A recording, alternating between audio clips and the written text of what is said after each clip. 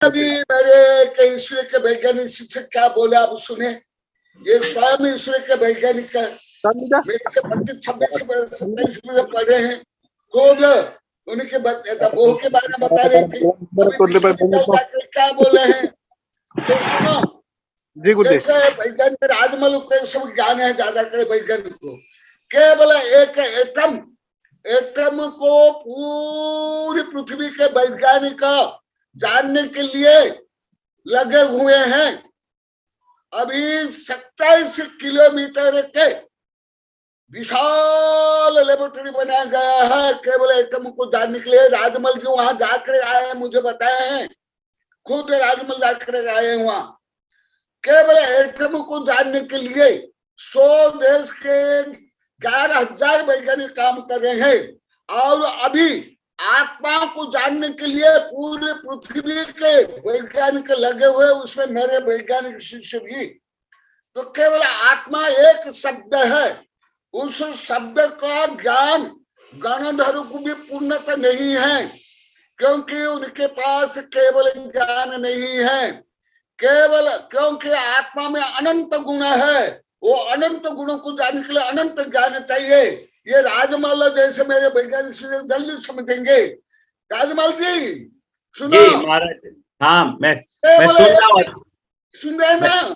हाँ atom Rutherford लेकर Einstein Hawking के लेकर अभी तक जो आप विदेश में गए थे, जो 27 किलोमीटर का लेबोरेटरी है केवल एटम को जानने के लिए, है ना? स्विट्जरलैंड में है बिल्कुल। स्विट्जरलैंड में हाँ तो ऐसे जेनेवा शहर है, जेनेवा शहर में है। हाँ आप ये बोलो। हाँ नहीं मैं और मैं साथ में, क्योंकि मुझे अवार्ड मिलने वाला था वो FRS का लंदन के अंदर। तो उससे पहले हम लोग 8 दिन के लिए वहां स्विट्जरलैंड में इनवाइट किया था, इसी लेबोरेटरी के अंदर ही जिसकी आप उल्लेख कर रहे हैं, और जहां पर जो गॉड पार्टिकल बोलते हैं उसकी खोज वहीं पर ही हुई थी। और हम लोग वहां रहे थे। वो जमीन के अंदर उसका सारा एक्सपेरिमेंट होता है। और ये मतलब पार्टिकल्स को, कणों को, जो हम लोग पुद्गल और हमारा जैन परमाणु जो है, जो सबसे सूक्ष्म है, जो तो दिखाई नहीं, लेकिन उसकी फिजिकल डिस्कवरी के लिए, उसकी शोध के लिए सब लोग लगे हुए हैं कि आखिर वो परमाणु है क्या, क्योंकि जिससे सारा निर्माण उसी से ही होता है। और मतलब कहते हैं आधारभूत कण जो है, आधारभूत कण, फंडामेंटल पार्टिकल, वो वही है। तो वो उसकी खोज में लगे हुए हैं। ये तो एक चीज है। और उसी तरह से अगर आप, हाँ ये पुस्तक मैंने आपकी देखी है, ये पुस्तक मेरे पास है। आपका नाम है इसमें है। हाँ आपने प्रार्थना के कारण बनी यही है। हाँ बोलो। जी। और तो 4 चीजें हैं गुरुदेव, 4 चीजें हैं। एक तो इस कण की, यानी सबसे छोटा सूक्ष्म साइज जो बोलते हैं, सबसे सूक्ष्म साइज यानी क्या हो सकता है, तो वो इस कण की साइज के लिए बात हो रही है। एक है सबसे सूक्ष्म समय, टाइम, जिसको अपन समय की, अपनों ने यूनिट का 9 दे रखा है। एक समय के अंदर आत्मा यहाँ से ऊपर सिद्ध शिला पे जाती है, जब पूरा का पूरा कर्म जो है निर्जरा हो जाए, यानी आपकी जो सोल है, आत्मा, वो संपूर्ण रूप से शुद्ध हो जाती है, तब आत्मा पहुंच सकती है। तो वो समय के बारे में ज्ञान प्राप्त करने के लिए एक तो वो समय के लिए चल रहा है, और आत्मा के लिए अभी सबसे दुनिया में जो सबसे बड़ा जो खोज का विषय है वो ये सोल है। तो पहले तो सोल को नकार दिया था वैज्ञानिकों ने ऐसा जीव नाम की कोई चीज है ही नहीं, कोई सोल है नहीं। और पिछले दशक से तक, पिछले 100 सालों में सबसे अधिक जो बजट था विश्व का रिसर्च का, वो कैंसर के ऊपर था।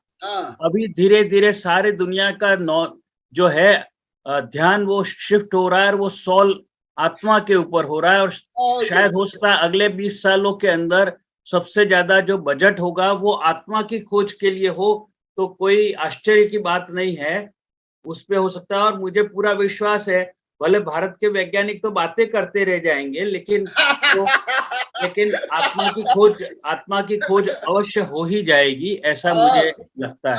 बहुत अच्छा। मैं ये जो आप बताएगा ये भी आप लोग के कारण, आप लोग के निमित्त, आप लोग के नाम लेके मैं बोलता रहता हूँ, परंतु आप स्वयं हो तो इसलिए आप ही बताओ।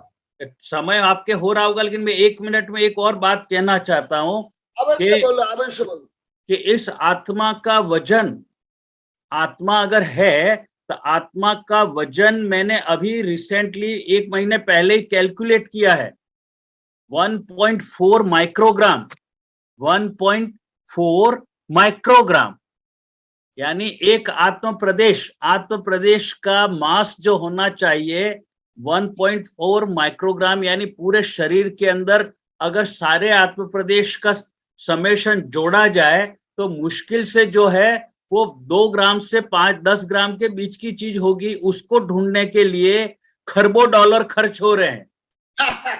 अभी ये भी बताया होगा, किताब में लिखा हुआ, ये आप देखिए कि वो सब लिखा इसमें 5 से 10 ग्राम की चीज को ढूंढने के लिए इतना हो रहा है, लेकिन फिर भी मिल नहीं रही है। तो और उसके पीछे कारण ये है कि कोई ऐसी व्यवस्था भी करनी ही पड़ेगी जो हम केवल ज्ञान से ये कह रहे हैं कि हमें जो है इतना ज्ञान प्राप्त हो।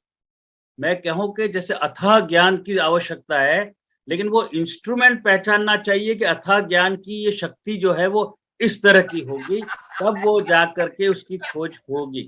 तो ये एक चीज है। ऐसे तो एक वैज्ञानिक था जिसका नाम था प्लांक, प्लांक है ना, प्लांक इंस्टीट्यूट, मैक्स प्लांक करके। तो मैक्स प्लांक जो था उसने जब यहाँ से भारत से सारा जो शास्त्र चला गया था आज से 100-125 साल पहले, मैंने आपको बताया भी था, तो वो यूरोप का था, जर्मनी का मैक्स प्लांक। उसने जब ये सब शास्त्र पढ़े गए थे तो उसके बाद उसने सबसे पहला व्यक्ति था कि यह एक ऐसा धर्म है जिसके अंदर लघुत्तम यानी जगन्य, सबसे सूक्ष्म से सूक्ष्म जो हर चीज का पैरामीटर, कांस्टेंट कहिए, वो इस धर्म में डिफाइन किए हुए हैं। तो इनकी व्याख्या की जानी चाहिए। तो आज भी वो जो है प्लांक कांस्टेंट के नाम से जाने जाते हैं। आप कभी और इंटरनेट पे अगर नहीं तो मैं आपको तो प्लांक ने जो है वो 5 कांस्टेंट की जो बात कही, तो वो यही कही कि सबसे इस स्पेस और टाइम यानी इस ब्रह्मांड में सबसे सूक्ष्म जो अगर कोई कण है तो उसकी साइज क्या होगी, उस साइज को ट्रेवल करने में, उस साइज को यात्रा करने में जो समय लगे वो एक समय होगा, है ना। उसने ये बातें सब कही, उसने भले उसने हमारे से लिया हो और नाम तो नहीं लिखा जैन धर्म का, लेकिन उसी बात को आधार बना करके ही तो आइंस्टाइन ने फिर सब काम आगे शुरू किया था ना। आइंस्टाइन को थ्योरी ऑफ रिलेटिविटी के ऊपर नोबेल पुरस्कार नहीं मिला था। उसकी तो इक्वेशन गलत हो गई थी महाराज जी, थ्योरी ऑफ रिलेटिविटी। लेकिन जो उसको तो मिला था वो फोटो इलेक्ट्रिक इफेक्ट में मिला था, जो भगवान ऋषभ देव ने अपने कहते हैं ना 72 कलाएं जो दी थी, उसमें फोटो इलेक्ट्रिक इफेक्ट भगवान ने सिखाया था पुरुषों को। और 64 कलाएं शायद, अगर मैं सही हूं तो 64 महिलाओं को दी थी, 72 शायद पुरुषों को दी थी। विकल्प सूत्र में मैंने जो पढ़ा वो ये पढ़ा है।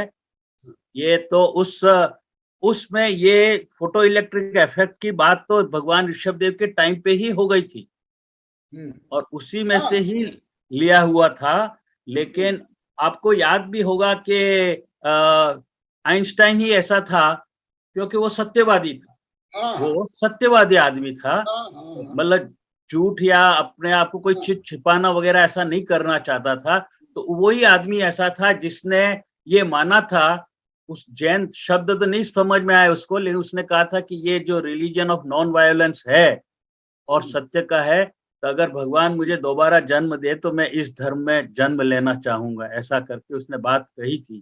तो ये तो प्लांक जो है वो पहला व्यक्ति था जिसने जैन धर्म के अंदर की इन चीजों को समझ करके मैथमेटिकल चीज डिराइव की थी।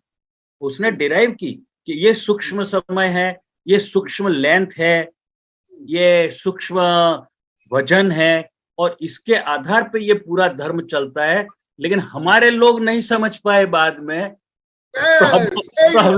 प्रॉब्लम ये मतलब हमारे लोग इंतजार कर रहे थे कब राजमल जैन बड़ा होगा और राजमल पढ़ेगा और फिर राजमल बोलेगा तब मानेंगे।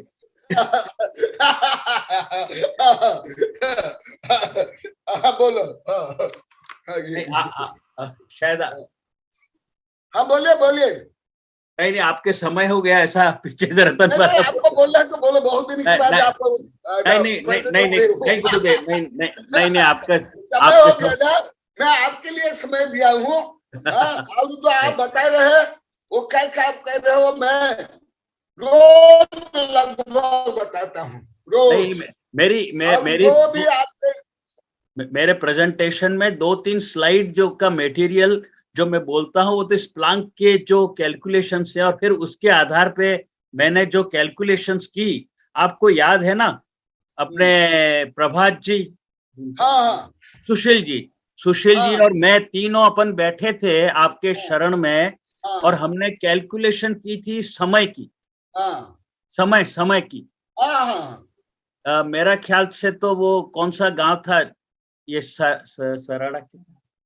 सराड़ा जहाँ चतुर्मास आपका हुआ था। सराड़ा में आप लोग आए, वहां भी आयड में भी, उदयपुर का आयड में नहीं, हमने बैठ के गांव में कैलकुलेशन की थी। और आपको याद हो एक समय जो है हमने कैलकुलेट किया था 10⁻⁻⁴ सेकेंड, -10⁻⁻⁴ सेकेंड की कैलकुलेशन की थी अपनों ने, जब अपन इसकी कर रहे थे। और कालचक्र के जो साल हैं उनको साल में कन्वर्ट कर रहे थे, सागरोपलयम जो था, सागरोपलयम को। तो वो मेरे पास शायद कैलकुलेशन अभी भी कहीं रखी हुई होगी। तो हमने जब ये सब कैलकुलेशन की थी तो वो अभी काम आ रही है। और आप देखिए कि वही कैलकुलेशन जो आपके वहां बैठ के हमने की थी, वही प्लांक की कैलकुलेशन में वही टाइम लिखा हुआ। क्योंकि जो आप देखिए कि कहीं कोई जरा सा भी ऑर्डर में भी गलती नहीं है, वो वही टाइम है। तो और जितना ये लेंथ मैंने कैलकुलेट अलग से की थी उस समय तो वो नहीं किया था, लेकिन वही लेंथ, प्लांक की लेंथ वही आ अवश्य। अभी तो विज्ञान बहुत सत्यग्राही बन गया, बहुत प्रगति कर रहा है। मैं इस ग्रंथ में भी लिखा हूँ, बीच में बोलता भी हूँ। जी गुरुदेव, आपके अब आज्ञा चाहते हैं हम। आशीर्वाद, अब आपका आशीर्वाद चाहिए। मेरे सारे लेक्चर्स अच्छे सफल अवश्य सफलता प्राप्त करोगे। बोधि समाधि परिणाम शुद्धि स्वात्मोपलब्धि शिव सौख्य सिद्धि चिंतामणि चिंतित वस्तुदाने बंधमानस्तु ममास्तु देवी। ओम अरहन मुख कमल वासिनी पापात्मन क्षम करी श्रुत ज्ञान ज्वाला सहस्र प्रज्वलते सरस्वती विश्व स्वरूपापम हना हना दह दह पच पचम छाम छेम छुम छुम छा क्षीर बरधवले अमृत पलबे अमृत श्राव श्रावम बम बम हूं फट स्वाहा। ओम आम सैपत्तानम, ओम नमो खिल सैपत्तानम, ओम नमो जल सैपत्तानम, ओम नमो सब्बो सैपत्तानम स्वाहा। ओम शांति शांति शांति। नमो